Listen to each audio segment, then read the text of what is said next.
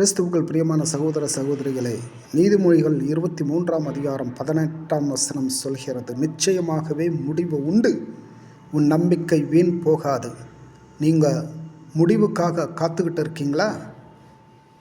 இந்த காரியம் எனக்கு இன்னும் நடக்கவில்லை, எனக்கு இந்த பணம் இன்னும் கிடைக்கவில்லை, நான் எதிர்பார்க்கிற வெற்றி எனக்கு இன்னும் கிடைக்கவில்லை, கர்த்தருடைய ஆசீர்வாதம் எனக்கு இன்னும் கிடைக்கவில்லை என்று நீங்கள் யோசித்து கொண்டு காத்து கொண்டு இருக்கிறீர்களா? நீங்கள் படுகிற கஷ்டங்களுக்கு, நீங்கள் கடந்து செல்கிற பாதைக்கு கண்டிப்பாக ஒரு முடிவு என்பது, பிரச்சனைக்கு முடிவு என்பது உண்டு. நிச்சயமாகவே முடிவு உண்டு.